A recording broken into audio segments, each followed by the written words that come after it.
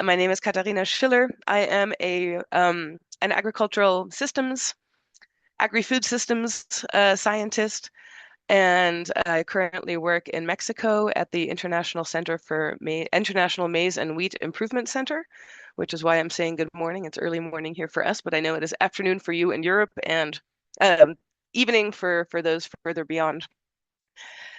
So I'll be talking today about some work that's a framework that we developed with colleagues in my previous position when I was at the Fraunhofer Institute for Systems and Innovation Research in Germany. So, well, let me introduce myself before I get into the nitty-gritty first. So, my name is Katharina Schiller. I'm currently here in Mexico. I am an agricultural systems scientist. I'm very active in the Sustainability Transitions Research Network. And I've been very active also in the NEST before I was active in STRN. So again, very great to be part of the NEST activities. I'm really active in the Transitions in the Global South thematic group. So that's one of my focuses of my work. Also, and of course, the Agri-Food Transitions group. And then this year, we are very, very excited to have started up a thematic group on just transitions and equity. So if you're interested in those topics, please do join us as well, because we've got some interesting stuff going on there. But yes, today I will be talking about a framework that we developed in my previous position at the Fraunhofer ISI with my colleagues from there. And let me begin by sharing my presentation.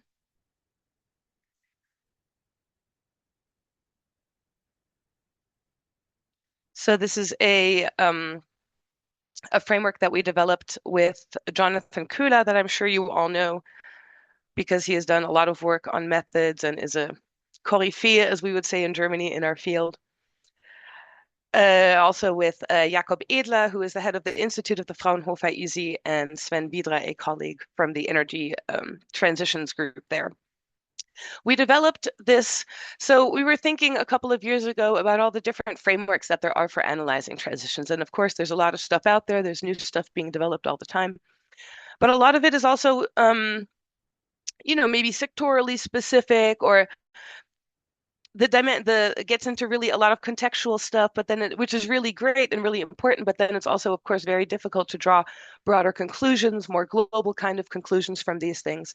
So the idea behind developing an integrated framework was that we thought, well, we have all these different kinds of transitions in all different parts of the world that are manifest so differently.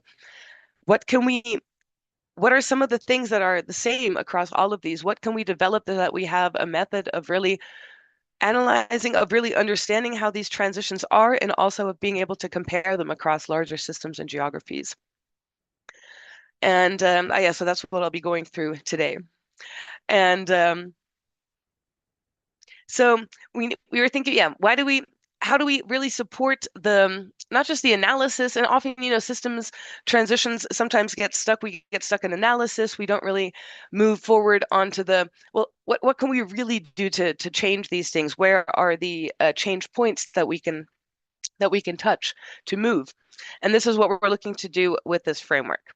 So we all know that these things that this slide says, I'm sure that you're all aware that socio-technical systems, of course, we're looking at systems that fulfill societal functions, but unsustainably. And that the fascinating thing, but also the problem, right, with system transformations or transitions is that they are so complex, that they are so dynamic, is that they are so idiosyncratic, is that there are so many players, and that they're always contested, right? We don't even all agree on what sustainability means. So how are we all trying to work on these one things together? And so really the idea with this framework, as I've said before, is we wanted to develop something, taking into account that was easy to apply in system transitions all around the world. And also that was able to support this future-oriented thinking on how to influence system transitions that we are working on right now. And just a small note on the word transitions and transformations. I know that there is a difference. I will, however, be using them interchangeably in this next half an hour here. So please do not come after me for that. It's always we know it's still a point of debate in the literature, right? I'm just going to use them the same. We can talk about that later. So AIM, We wanted to develop this conceptual framework for reducing the complexity, capturing these generalizable features. And what did we do?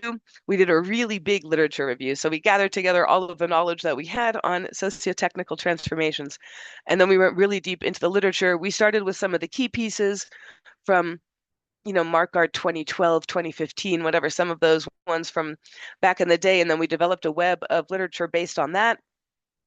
And going through the literature, we realized there's systems and there's change. This was a process of developing this framework that we've published 2 papers on it. It's 2 working papers from the Fraunhofer EASY, and they are both works in progress. So you can really see the development also of thought over this over the past, let's say, 4 years or so. And the framework that we developed has 8 dimensions of systems that are more or less foundational, and then 12 dimensions of the transformations as such, so of the more dynamic parts that happen, of the more dynamic patterns. And we organize these into 5 meta categories of systems and transformations, just so that it doesn't get too crazy. And let me just show you how this looks really quickly right here. So you see that we have, these system dimensions on the left, then transformations on the right.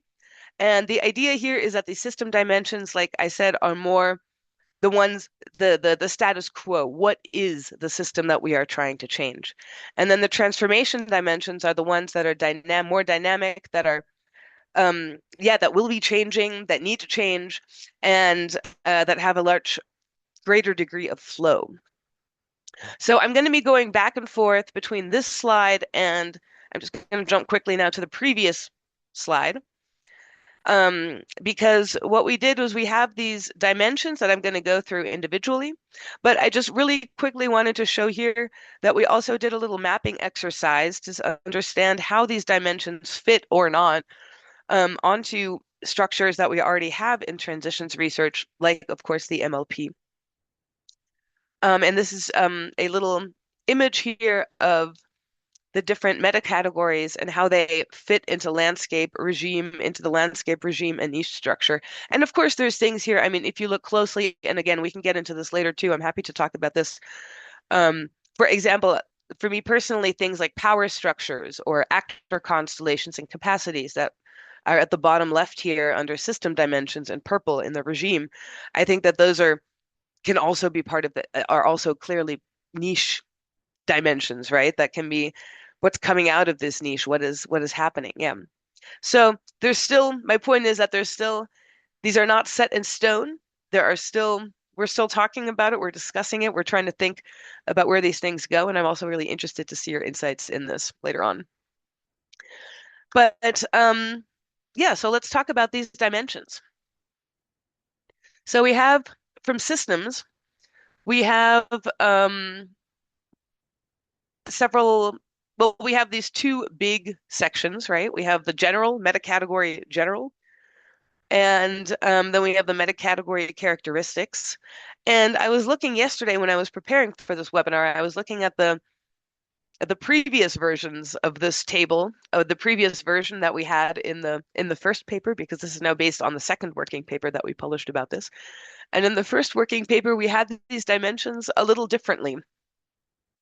And then we did some desk research. We applied these dimensions after the first paper to a bioeconomy transition in Germany, and to, I think, mobility transition in the Netherlands. And we saw that it was useful, but it could still be adjusted a little. So this here is the adjusted version for that we then developed for the second paper.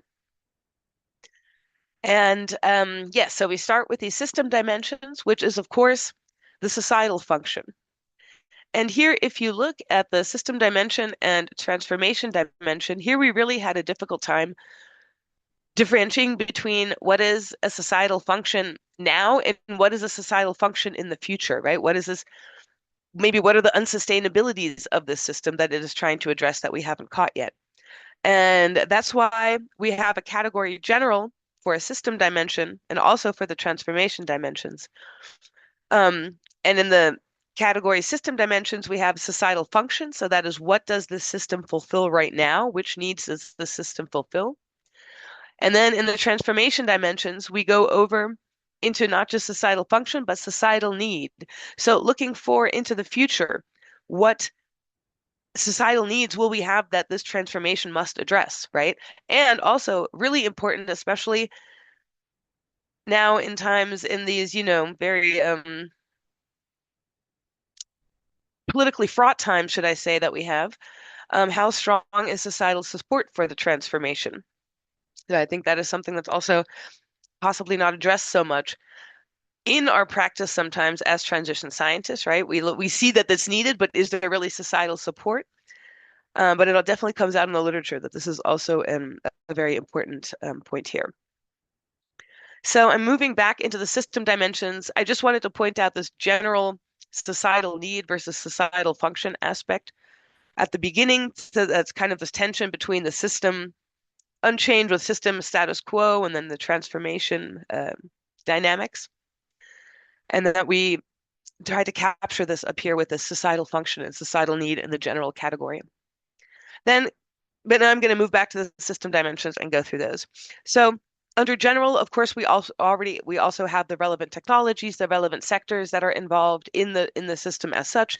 So thinking about multi-system interactions here, right, that we are also gaining in importance in our field, so that we know, of course, that often it is not just the structure or the system that we are looking at, but it also involves a lot more things. Of course, in agri-food, where I am, this is always a deal. Like in agri-food, you don't just deal, of course, with the production side, but there's water, there's residues, there's air, there's all, of course, the societal, there's all kinds of, there's education, there's all kinds of other sectors involved that we need to take into account when we're thinking about agri-food transitions. For characteristics, we put together some of the main characteristics that when we think about a transformation, a transition, what do we have? We have, of course, where is it located, right? What is the general framework for it, the policies, the regulations? And these, of course, are not just in the focal sector, right? But also thinking about what we said about other relevant sectors, also in other relevant sectors. I think this has sometimes been a weakness in transitions research, that we focus too much on a sectoral approach and not really taken into account also challenges that exist that are linked to the sector that we're looking at, but maybe not directly within it. We look at infrastructures, which of course, not just physical infrastructures, but also knowledge infrastructures. How does knowledge flow? How does how transdisciplinary knowledges, how are those integrated? How do financial infrastructures flow? How are financial infrastructures set up? Then we look at interactions with other systems, going back to this relevant sectors, multi-system interactions. So which other socio-technical system are can interactions be observed? And also not other systems, but at which level? Because of course, if we're thinking about our socio-technical system, that system can exist at a niche level, at a regime level, different parts of it are probably at different levels that we have, right? What kinds of interactions can be observed with other systems? So do we have are we competitive with other systems? Is there a cooperative? Can we cooperate with them? Are there spillovers? Are there positive externalities being created? So looking at things like this. Then the fifth characteristic, very important, of course, actor constellations, and not just actor constellations, but also their capacities. And strongly linked to that, the last characteristic of the system dimensions, the power structures. So what are existing power constellations which may be, of course, politically, which may be industrially, which may be knowledge-based, which may be financially based, that hinder the greater sustainability of the system and of the system that we're looking at. Moving over into transformation dimensions, we have the general meta category that I already went through. So here we're looking at, again, not what societal function does the system fulfill now, but these transformation dimensions are forward oriented, are looking at trying to bring really this future-oriented analysis in. So what kind of societal need will we have in the future, and will this be carried also by society? Or what can we do now already to make sure that it is carried in X years by society? Then we have a huge, not a huge, but we have six other dimensions about coordination and contestation. Originally, we had called this just politics, and then we realized that no, this goes definitely beyond politics. There's a lot more coordination and contestation um, that are not just in politics, but maybe in things like financing here, for example, right? Also can be out of civil society, out of social issues. So, but of course, most of them are of political nature. So, starting off number one with policy and regulations. So, of course, which policy and regulations need to change in terms of both new policy formulation, also in part a phase out of old policies. Also, here, of course, important to look at policy mixes when we're looking at these two, phase out and also new policy formulation. We look at governance structures, which governance structures are there and which are needed. How do these need to change? Do we also need to include other actors into governance processes? And which other actors are they?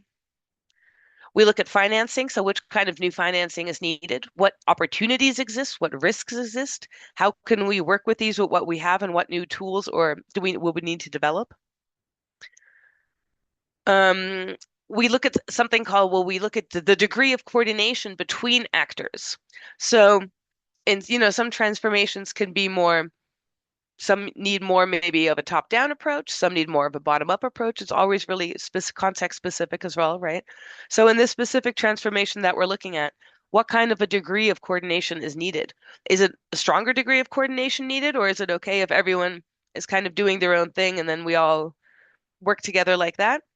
And very important always, how successful are actors in not just mobilizing, but also in coordinating their resources and in really creating situations where it's not just about, sorry, now I'm thinking in Spanish, ganancias, like now it's not just about wins for one person and one group, but for, creating externalities also for other groups, for that basically positive things that also other people can take advantage of in other groupings that are not just individual to you and your organization.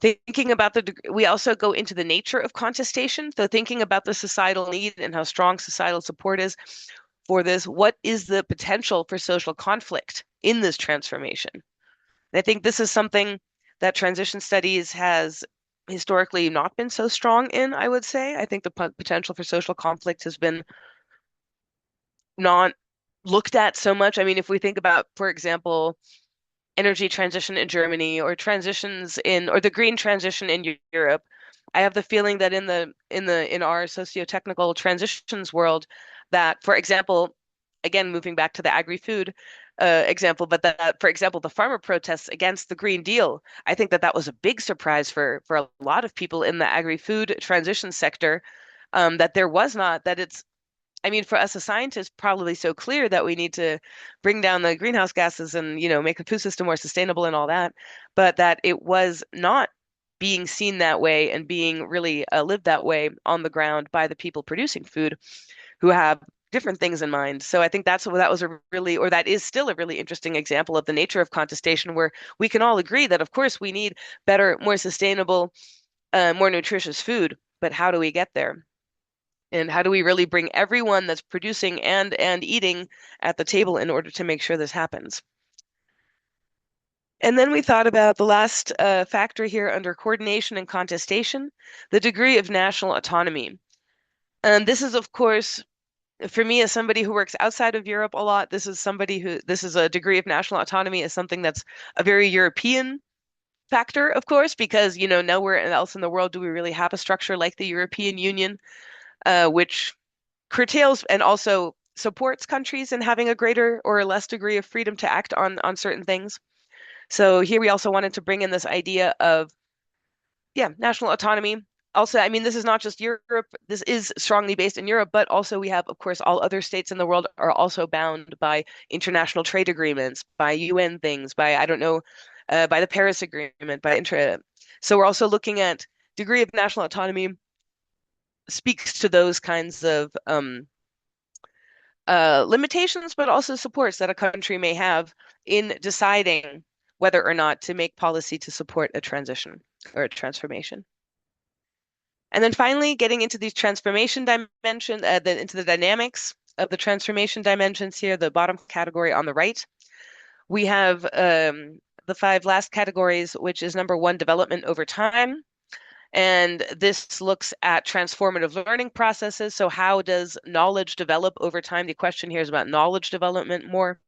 How does knowledge develop over time? How is this knowledge infrastructured and shared among actors, among stakeholders, and also looking at which future windows of opportunity are possible and what do we need to do now to make sure that we are in place if these windows of opportunity open.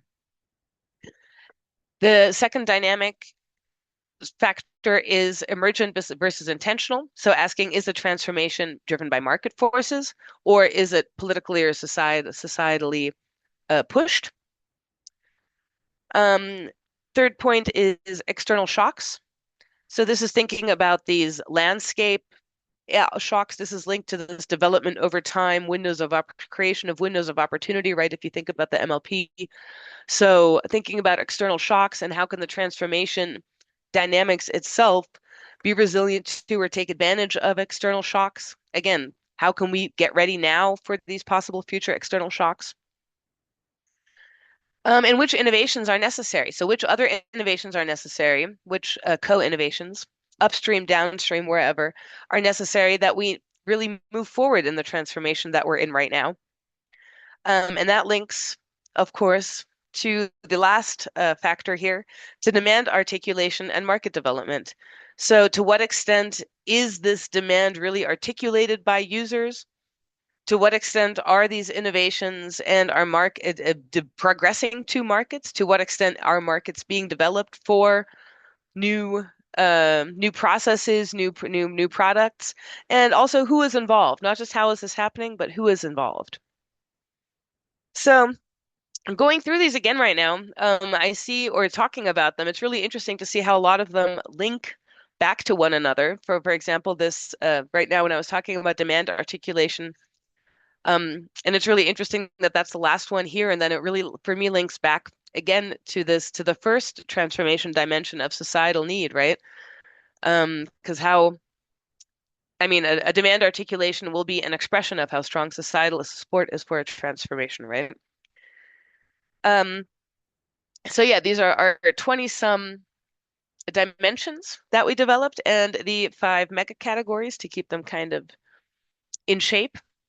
Like I said earlier, again, we then mapped them onto the MLP. I also tried mapping them onto technological innovation system structures, which was a little more difficult because TIS is a little smaller than well, not small, well, but I just got different categories than the MLP.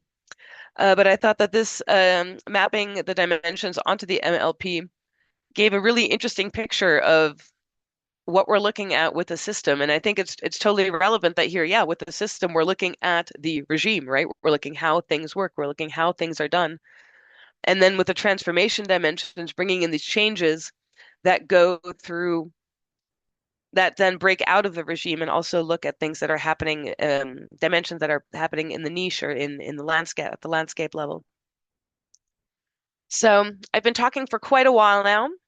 Just some final reflections before we get into the questions and hopefully more fun part of this for you.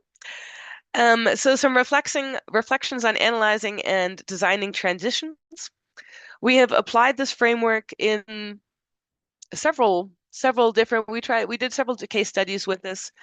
My next step right now is I want to get some people together from the international agricultural research sector and do a case study in agriculture, but all around the world to see how this works in different contexts. Also, you know, differences in Philippines versus Madagascar versus Colombia, like what can we, versus applying this in Europe. But we have seen that in general, that the framework enables a deeper understanding of system transformations when we've applied it. We've also been able to do some policy development for this. I know that Jakob Edla works a lot on this in what I mean, I know that he uses this framework in his work at the Fraunhofer EZ and in his work with Brussels and the EU. Yeah, we really try to differentiate analytically here in this framework between these really, really, really intertwined properties of a system and of its transformations. And so if you were looking at the framework or listening to me and thinking, wow, but these things could be somewhere different. Yes, absolutely. It's been a real process, and I'm really interested to hear what you guys think and what your insights are on just what your thoughts are on listening to this. Um, we've seen that it definitely enables this comparison of properties of socio-technical systems and transformations across geographies, across systems. So that's been really cool. We think it enables this future-oriented analysis by reducing the complexity of transitions, by breaking, I mean, we still have 20 some factors, dimensions, but at least they're named and they're in only 5 meta-categories. It's also thought that, we were thinking that this could be used as a kind of a, you start thinking about your transition or your transformation and you're like, okay, let me look at this framework. Let me just use this as a kind of a mental model to just go through, to just kind of think through these things and then pick out what's important for me. Right. So I don't think that this whole framework has to be applied all the time, but kind of as a refresher for yourself to be like, oh, yeah, maybe I hadn't considered these power dimensions here that could be important for XYZ. So we really hope it can be useful for that. And that, of course, that it kind of provides this middle ground between a really specific situation and these more generalizable insights. We hope that it can provide a multifaceted policy approach, especially through revealing these target dimensions that really still need support, that we can highlight the things that are really not going well and that can address those with policy. And as an outlook, we are, looking at this. The original, where we're doing 3 things, we're using this as a basis for other approaches like modeling, which is something Jonathan Kula is very good and very interested in. We are looking at it for the development of a typology of systems and their transformations, which was the original idea when we started thinking about this like 5 years ago, but it didn't work. So it got too complicated. So we're still trying to figure out if there is even a possibility to do that. And then number 3, we're going to start a global study on this and see how it works or not, and try to get a more international dimension into here too. We'll see if it really try to apply it and see if it is useful. So thank you so much for your attention. I very much look forward to your questions. If you want to scan, so there's 2 papers that are available for this. This is, if you want to scan the QR code here, it's the more updated paper, the second paper, the one that I would advise you to read if you read one of them, or recommend, not advise. I look forward to your questions. In case we have time and interest, we've also developed a little, a framework. It's basically a sheet so that for you to fill out for this, using this framework for your transition that you're working on or the transformation that you're studying. So if we have time after this question session, we can do some breakout groups and think about that if you'd like. And otherwise, thank you very much, and I look forward to your questions.